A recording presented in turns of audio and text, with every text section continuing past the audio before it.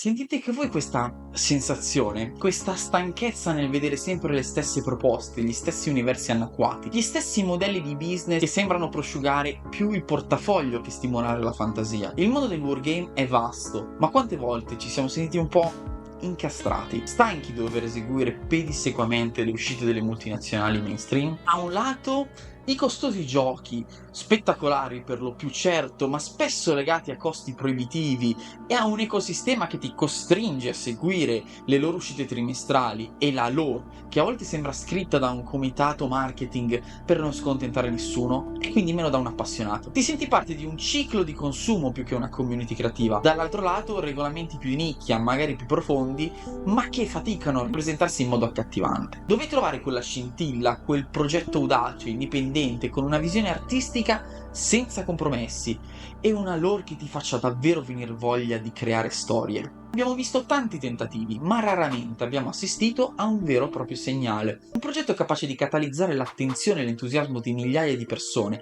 dimostrando che esiste un'alternativa potente e desiderabile al modello mainstream.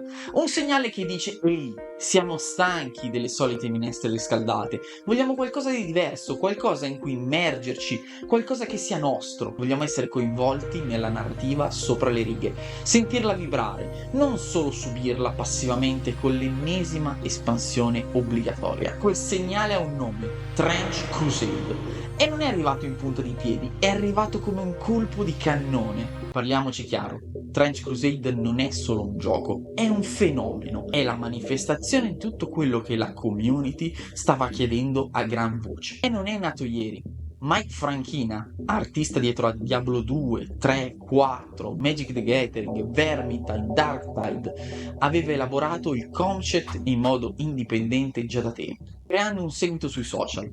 L'interesse era tale che nel 2022 James Sheriff, noto per 28 Mag, lanciò un primo piccolo Kickstarter, mirato solo a produrre alcune miniature basate su quella, raccogliendo comunque un supporto significativo. Fu dopo questo che una leggenda come Thomas Spirinen, creatore di Mordheim, veterano di Games Workshop, con Warhammer Fantasy 6 edizioni e altri titoli alle spalle, si interessò al progetto, portando alla creazione del gioco vero e proprio e alla nascita di Factory Fortress Inc., un team letteralmente composto da una manciata di persone super appassionate. A completare il quadro artistico, Des Hanley e il contributo della leggenda John Blanche. Questa passione e questo fermento pre-lancio sono esplosi nell'agosto 2023 con il Kickstarter principale. Il risultato? Oltre 3,3 milioni di dollari raccolti. Ma non è finita lì. Il supporto è continuato con i late pledge su piattaforme come My Mini Factory, che da soli hanno raccolto quasi altri 6 milioni, portando il finanziamento totale del progetto a cifre astronomiche, soprattutto se pensiamo a una produzione indipendente. Potenzialmente superiore a 6 milioni complessivi, questo non è solo un successo, è storia. È la community che urla vogliamo questo. Cosa vogliono esattamente?